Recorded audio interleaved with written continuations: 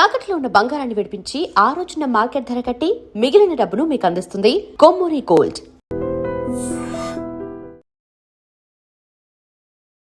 నమస్కారం, welcome to iDream media. నేను మీ సంగీత.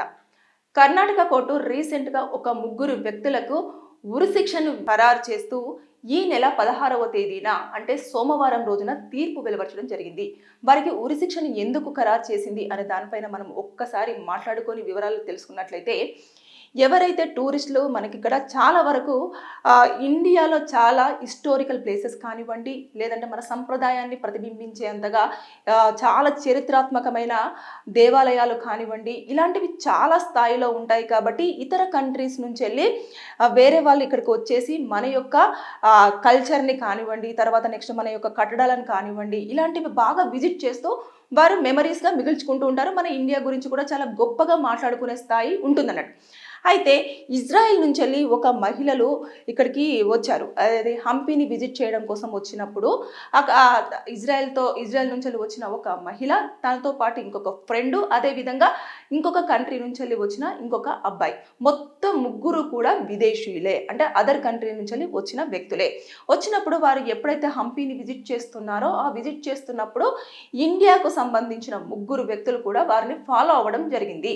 Follow అవుతూ వారు ఎక్కడెక్కడికి వెళ్తున్నారు, ఏం చేస్తున్నారు అని చెప్పేసి వాళ్ళ మూమెంట్స్ అంతా కూడా అబ్జర్వ్ చేసిన తర్వాత ఆ మహిళలు ఇద్దరు కూడా కొంచెం సపరేట్ అయిపోయి ప్లేసెస్ని విజిట్ చేస్తున్నప్పుడు ఒకరిపైన ఒకరు సామూహికంగా అత్యాచారం చేసి వారిని హతమర్చి వారి దగ్గర ఉన్న వస్తువులు కానివ్వండి, వారి దగ్గర ఉన్న కరెన్సీని కానివ్వండి తీసుకొని అక్కడ నుంచి వెళ్ళిపోయారు. ఎవరైతే ఆ అబ్బాయి అడ్డుపడ్డారో ఆ అబ్బాయిని కూడా అక్కడ వాళ్ళు దాడి చేసి చంపేయడం జరిగింది. అంటే ఇతర కంట్రీస్ నుంచి ఇక్కడికి వచ్చేవారు చాలా సేఫ్గా వచ్చి సేఫ్గా వెళ్ళాలనుకుంటారు. దీనివల్ల ఏమైపోయిందంటే పోలీసులు ఇమీడియట్గా అక్కడికి చేరుకొని ఇక్కడ ఉన్నారండి, ఇక్కడ చనిపోయారు, ముగ్గురు వ్యక్తులు ఉన్నారని చెప్పేసి ఇమీడియట్గా పోలీసులకు ఇన్ఫర్మేషన్ అందించడం, పోలీసులు రావడం, అక్కడ మొత్తం అంతా చూడడము, అంత అయిపోయిన తర్వాత ఆ నిందితుల్ని అరెస్ట్ చేయడము, ఆ నిందితుల దగ్గర నుంచి ఎవిడెన్సెస్ అన్ని కలెక్ట్ చేసుకోవడం, స్టేట్మెంట్ తీసుకోవడం, ఇదంతా అయిపోయింది. కోర్టులో ప్రొడ్యూస్ చేయడం, రిమాండ్కి పంపించడం, ఇదంతా కూడా క్లియర్ అయిపోయింది. అయిపోయిన తర్వాత ఇది 2025 మార్చి 6వ తేదీన ఈ యొక్క ఇన్సిడెంట్ అనేది జరిగింది. వారికి 2026 ఫిబ్రవరి 16వ తేదీన ఉరిశిక్షను ఖరారు చేస్తూ కర్ణాటక కోర్టు తీర్పు వెలువరిచింది. ఎందుకు ఇంత తక్కువ టైంలోనే తీర్పు జడ్జిమెంట్ అనేది రావడం జరిగింది అని అంటే, అక్కడ ఎవిడెన్సెస్ అన్నీ చాలా క్లియర్గా ఉన్నాయి. ఇకపోతే విదేశీయులు కేవలము టూరిస్ట్ వీసా మీద మాత్రమే ఇక్కడికి వచ్చారు. వచ్చేసిన తర్వాత మన దగ్గర ఉన్న ప్లేసెస్ అన్నీ కూడా వాళ్ళు విజిట్ చేస్తున్నారు. ఒంటరిగా కనిపించారు కదా మహిళలు అని చెప్పేసి ఈ అగాంతకులు వెళ్ళేసి వారిపైన ఈ ముగ్గురు వ్యక్తులు కూడా ఒకరి తర్వాత ఒకరు ఆమె పైన లైంగికంగా చర్యలు జరిపి వారిని హతమర్చారు. కాబట్టి దానికి చాలా పూర్తిగా ఎవిడెన్సెస్ అన్నీ ఉన్నాయి.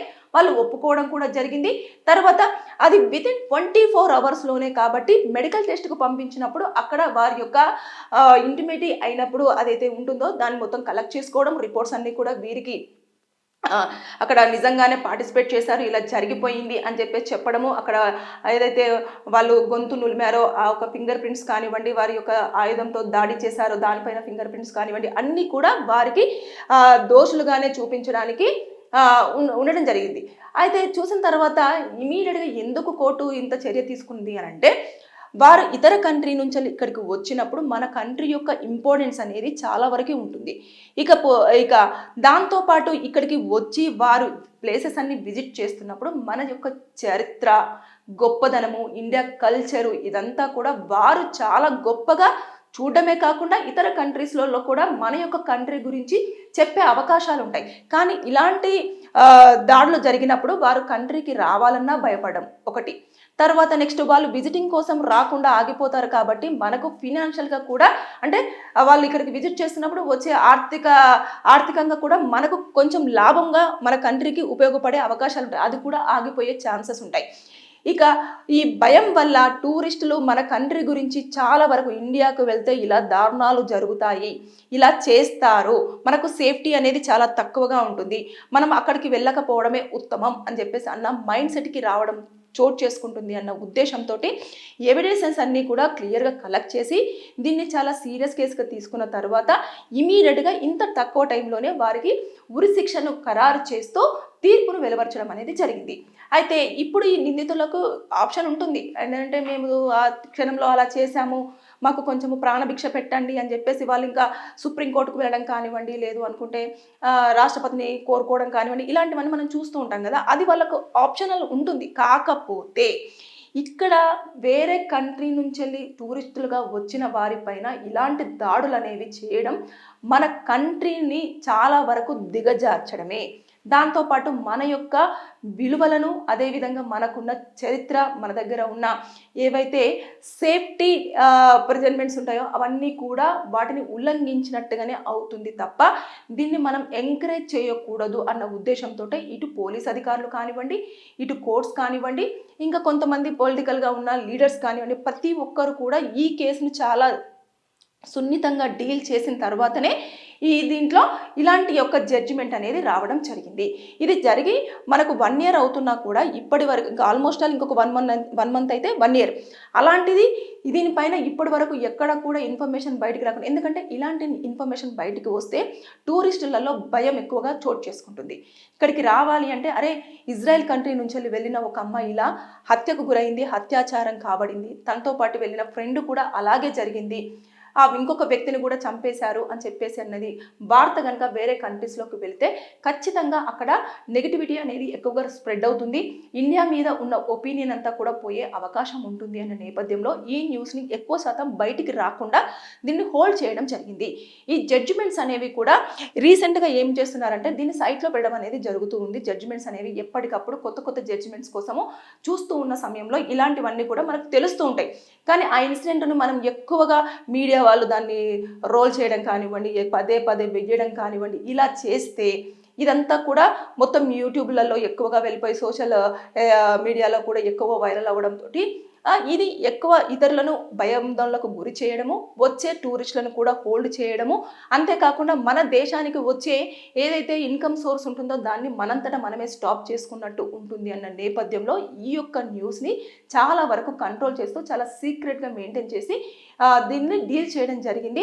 ఇక్కడ పూర్తి వివరాలు తెలుసుకున్న తర్వాతనే ఆ నిందితులు ఎంతవరకు ఇలా చేశారు, గతంలో కూడా ఇలాంటివి ఏమైనా చోటు చేసుకున్నాయా, ఏమైనా ఇతర విదేశీల పైన కూడా ఇలాంటివి అఘాయిత్యానికి పాల్పడ్డారా అనే వాటిపైన కూడా ఈ 1 year పాటు కూడా మొత్తం ఎంక్వైరీ, పూర్తి స్థాయిలో ఎంక్వైరీ జరిగింది. ఎప్పటికప్పుడు ఆర్గ్యుమెంట్స్లలో కూడా ఏ ఎవిడెన్సెస్ అన్ని కూడా ప్రొడ్యూస్ చేయాలో ఆ ఎవిడెన్సెస్ అన్ని కూడా చాలా క్లియర్ కట్గా మెన్షన్ చేయడం జరిగింది. కాబట్టి ఆ నేపథ్యంలోనే వారికి యావజ్జీవ కారాగార శిక్ష విధించలేదు, అంటే లైఫ్ ఇంప్రిజన్మెంట్స్ అనేది వాడకుండా డైరెక్ట్ ఉరి శిక్షకే ఖరారు చేయడం జరిగింది. అంటే వీళ్ళు ఇంకా గతంలో కూడా ఏవో ఒక దుర్మార్గమైన పనులు చేసి ఉంటారు అనేది ఒక కోర్టు డిసైడ్ అయిపోయి ఉంటుంది. వారి యొక్క నేర చరిత్రను చూసి ఉంటుంది కాబట్టి వారికి ఇంకా బ్రతికే ఛాన్స్ లేదు. వాళ్ళు బ్రతికితే ఇలాంటి ప్రాబ్లమ్స్ అనేవి మళ్ళీ రిపీట్ అవుతే ఛాన్సెస్ ఉంటాయి. కాబట్టి ఇంకా వీరు ఇంకా బ్రతికుండొద్దు అని చెప్పేసి డిసైడ్ అయ్యింది. కాబట్టి మొత్తం చెక్ చేసిన తర్వాతనే ఈ యొక్క జడ్జిమెంట్ అనేది పాస్ చేయడం జరిగింది అని చెప్పేసి మనం భావించవచ్చు.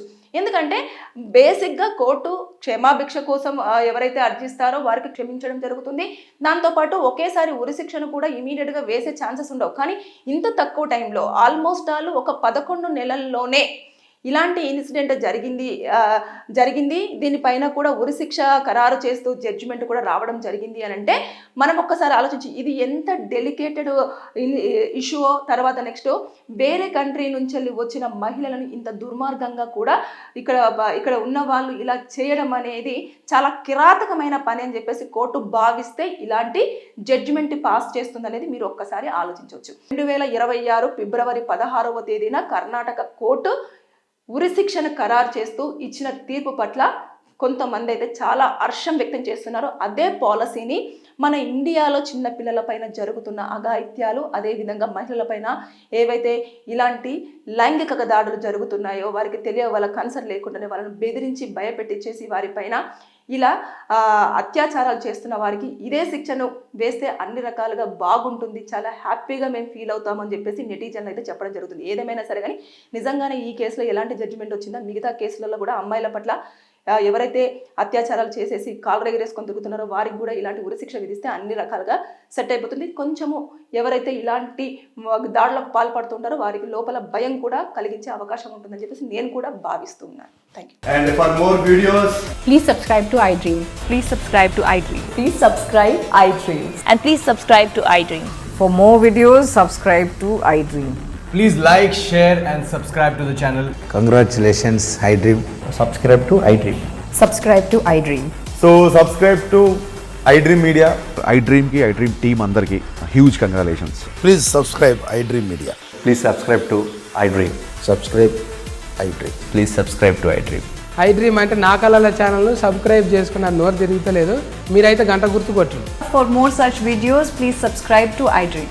Subscribe to iDream. Please subscribe to iDream. Please subscribe iDream Media. Please do subscribe to iDream. Please subscribe to iDream Media. For best entertainment and information, please subscribe iDream. And don't forget to subscribe to iDream.